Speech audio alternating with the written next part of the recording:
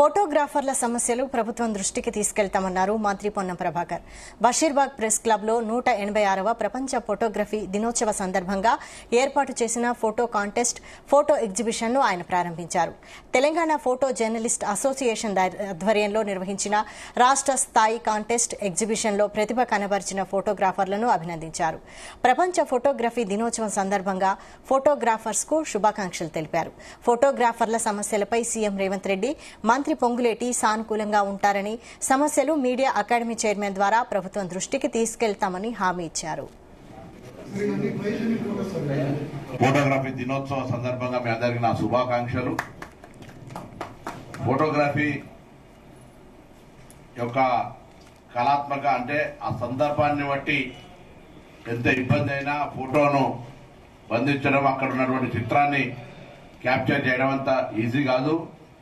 ఇది ఇన్స్టెంట్ గా artificial intelligence కంటే ఎక్కువగా షార్ప్ గా ఉంటే తప్ప సాధ్యం కాదు.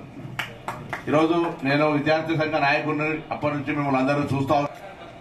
చాలా సందర్భాల్లో మా పోరాటం ఆనాడు తెలుగుదేశం అధికారంలో ఉన్నప్పుడు కానీ, తెలంగాణ ఉద్యమ సందర్భంలో కానీ, టీఆర్ఎస్ పార్టీ అధికారంలో వచ్చినప్పుడు కానీ, అధికార పక్షము ప్రతిపక్షంలో అనేక సందర్భాల్లో మీతో ప్రత్యక్షంగా మీ వృత్తిపరంగా ఇబ్బందులను పెద్దలు శ్రీనివాసరెడ్డి గారు కానీ, టూరిజం చైర్మన్ రమేష్ రెడ్డి గారు కానీ, గౌరవ మంత్రి పొంగులేటి శ్రీనివాసరెడ్డి గారు కానీ, గౌరవ ముఖ్యమంత్రి గారు తప్పకుండా సానుకూలంగా ఉంటుంది. రోమింగ్ యాక్టివిటీ లోపల పార్టిసిపేట్ అయ్యేటోళ్ళు కాబట్టి మీకు సంబంధించిన కొంత ప్రభుత్వం తరఫున ఏదైనా సౌకర్యాలు, అవకాశాలు ఉంటే తప్పకుండా శ్రీనివాసరెడ్డి గారి ద్వారా ప్రభుత్వంకి దృష్టికి తీసుకుపోయినట్టయితే అక్కడెక్కడ సందర్భం వచ్చినా నేను కూడా మీ పక్షాన, మీ పక్షపాతిగా మాట్లాడతారనే మాట నేను సందర్భంగా మనవి చేస్తూ, మీ అందరికీ ఎందుకంటే ఒక కళాత్మకత ఉంటే తప్ప, దీని మీద అభిరుచి ఉంటే తప్ప, దీనికి సంబంధించి ఒక ఆలోచన విధానం ఎప్పటికప్పుడు క్షణాల మీద నిర్ణయం తీసుకునేటువంటి విధంగా చేతుల్లో కెమెరా, మెదట్లో ఒక చమక్కు ఉంటే తప్ప సాధ్యం కాదు.